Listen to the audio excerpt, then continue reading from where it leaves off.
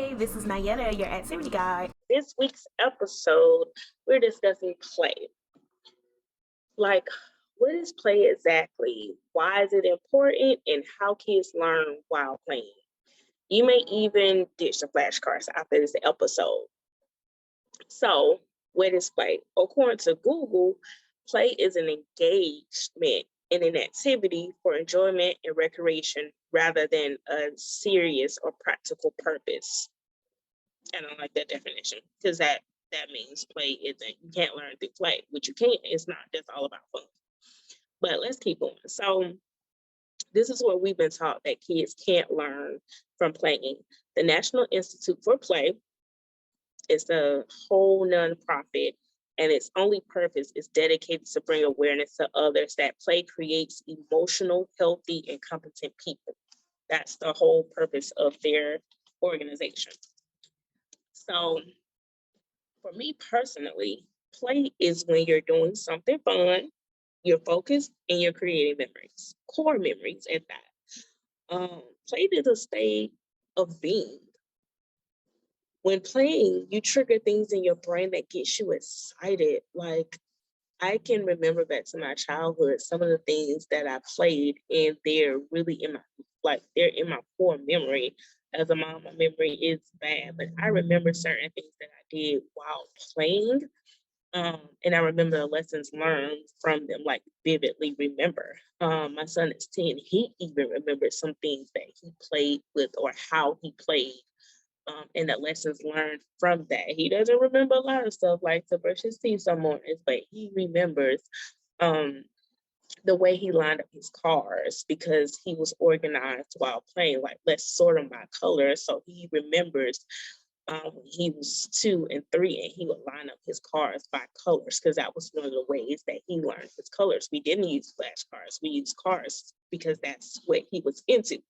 So it's like a state of being that you're in when you're playing. You're excited, you're focused, um, and you're determined. So once you're determined to do what you're excited about, this is when like the learning happens. You're also building like your motor skills, whether that's fine or gross motor, depending on the activity. You're building your emotional skills, your social skills, and your cognitive skills. So it's like an internal reward because it's fun. It's something fun, but internally, like you're learning, your wheels are turning, like your brain is working and moving and developing these skills and milestones that our kids need. So Peter Gray is a big advocate for play-based learning and the play method. His philosophy on play is it's freely chosen and directed by the child. The child sets the rules of play. It's always creative and imaginative. So that's like when my kids are into Barbies and Pokemon. And it's hard for me to play Barbies because my daughter, she sets different rules for me and who I can play with and how they can dress. So that's Peter's great definition of play. It's freely chosen and directed by the child. You're just there to play and listen, and they direct you. So you can see why it's important because your child is free. They play, they make the rules. This forces their brains to one, take the lead in their developing leadership skills.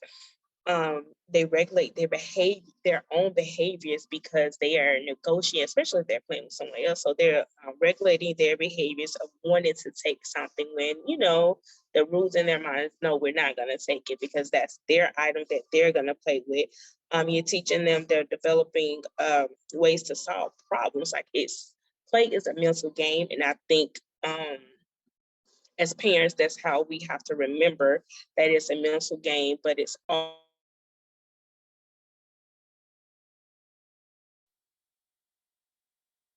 as a parent, what does all of this mean? All of these mission goals will help your little ones, especially under 5, meet their milestones.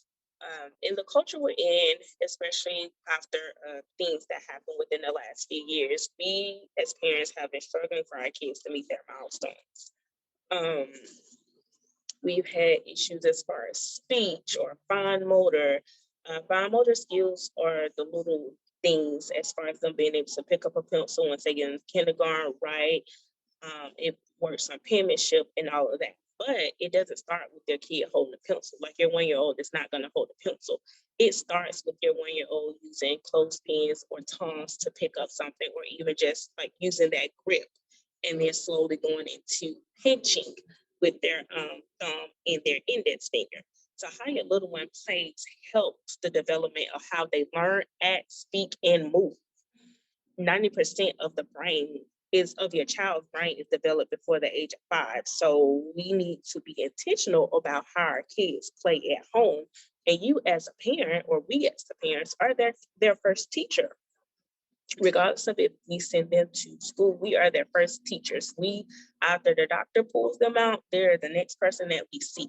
We teach them everything before they're even interacting with anyone else. So we need to make sure that we have the knowledge and resources as a parents to teach them and help them develop. So play develops language.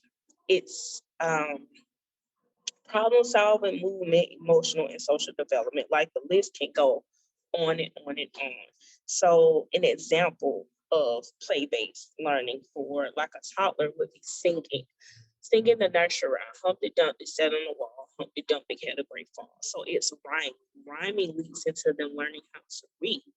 And if you want to go step further, you can add a gross motor, so you can fall down on the ground too, and that's helping their gross motor. You can put their feet together and make sure that both feet come off the ground when they're jumping, to like you jump into the fall. So there's different ways from that one little nursery rhyme that you can play and make sure that your kids are learning and developing and reaching their milestones that they need to reach. At my house, Play-Doh is like the number one thing. Play-Doh alone can be a whole curriculum for your toddler or anyone under 5. Well, any kids and adults really, but we're focusing on the kids under 5. So Play-Doh is like the whole curriculum. It's my thing to go to with play-based learning. There's math involved, science, fine motor, gross motor, emotional development, speech, like imaginations. The kids get really creative when you pull out Play-Doh.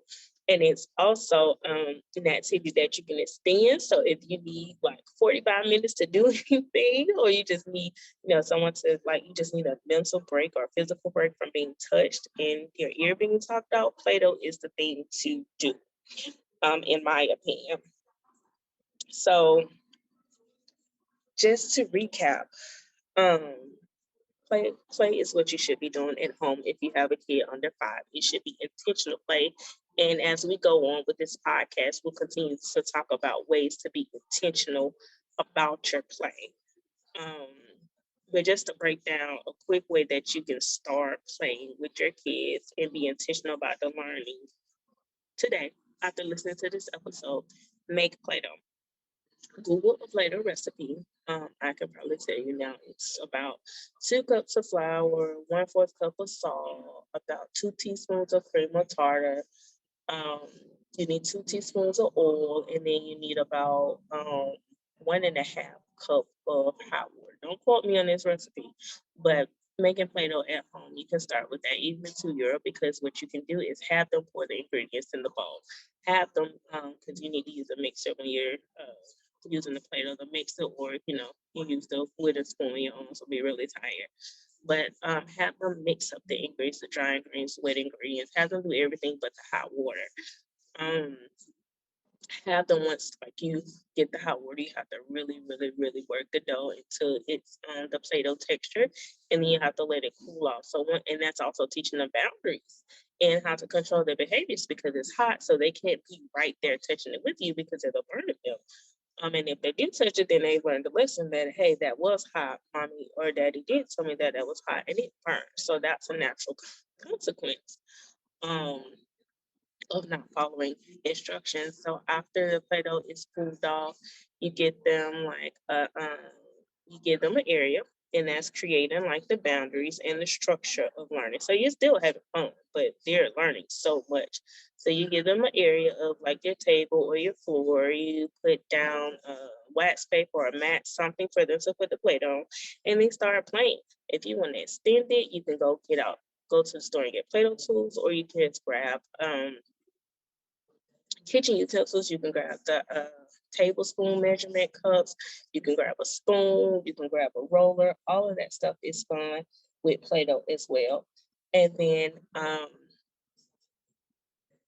you can also add like little things like their little figures. Like there's just a ton of ways to play with Play-Doh. If you want, you can check out my Instagram. It's the Activity Playhouse, or my Facebook, and I have resources there. You have the Play-Doh mats that are on our website at www.theactivityplayhouse.com. And there's just a number of ways that you can start today making Play-Doh and making sure you're intentional about the way your kids learn.